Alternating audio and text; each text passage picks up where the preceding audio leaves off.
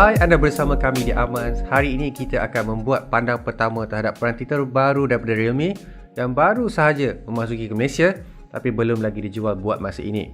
Jadi, untuk peranti yang kami cakapkan ini adalah merupakan Realme X50 Pro. Peranti ini akan sama seperti yang sebelumnya, iaitu Realme X3 Super Zoom. Tetapi bagi kami, anda dapat lihat sendiri ianya sedikit berlainan dan kita akan ceritakan dalam video pandang pertama ini.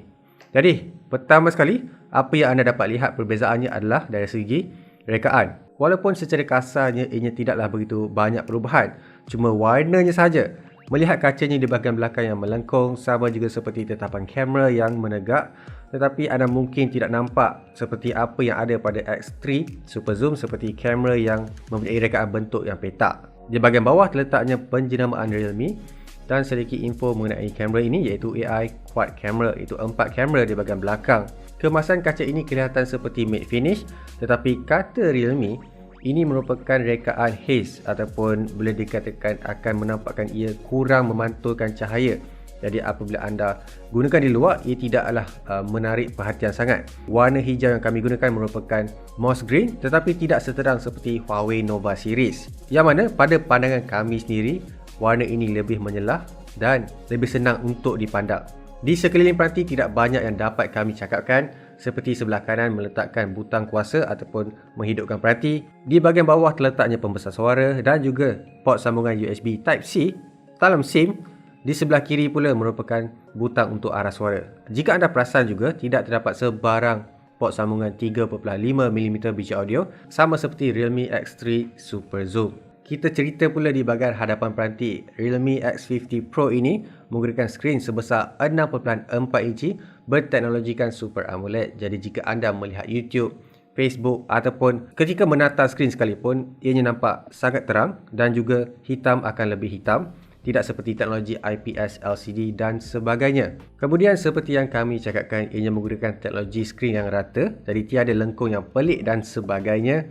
Realme masih lagi menggunakan skrin berlubang. Di bahagian atas kiri meletakkan kamera harapan 32MP dan 8MP ultra lebar sehingga 108 darjah. Untuk pandang pertama kami ini, kami lihat skrin hadapan ini kelihatan sangat cantik, kemas dan paling penting bezel yang tidak begitu menyelah seperti di bahagian bawah, atas, kiri kanan nampak sekata sahaja. Tidak cukup dengan itu, Realme turut meletakkan skrin high refresh rate sehingga 90Hz.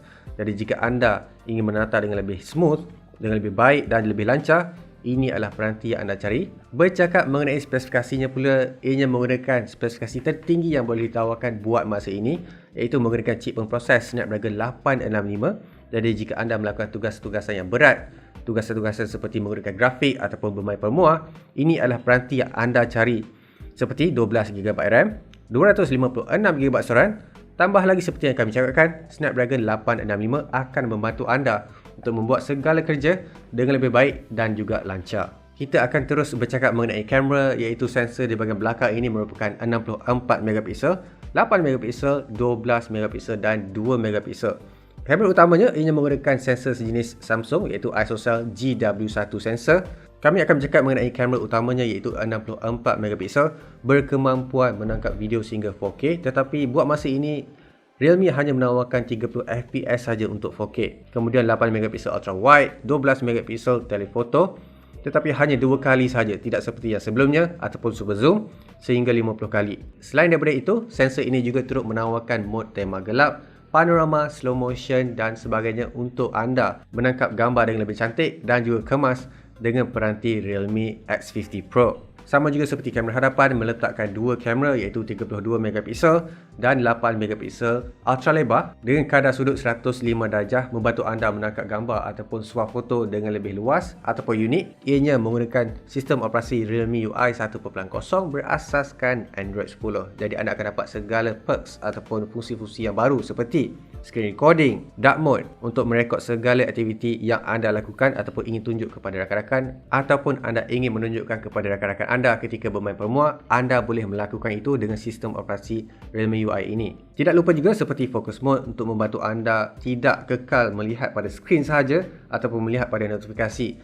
Dengan peranti sebesar ini, terutamanya mempunyai skrin sebesar 6.44 inci, Ianya menggunakan bateri sebesar 4000 mAh. Mengikut pandangan kami sendiri ataupun pengalaman kami sendiri sebagai pengguna peranti yang Tega, 4200 mAh dapat bertahan 1 hari penggunaan. Namun kita akan ujinya di masa akan datang ataupun video ulasan akan datang. Tetapi Realme turut menyediakan pergecasan pantas 65W Super Dart Flash Charge yang dapat mencas dalam masa 35 minit sahaja. Daripada kosong sehinggalah penuh. Kami akan terus menguji fungsi ini kerana mempunyai kepantasan sehingga 35 minit untuk mengecas penuh bateri sebesar 4200 mAh. Selain daripada itu, seperti yang kami cakapkan, Realme X50 Pro ini menggunakan skrin sejenis Super AMOLED. Jadi kelebihan Realme ini di sini adalah meminimaliskan rekaan ataupun membuatkan rekaannya lebih kemas dan juga licin.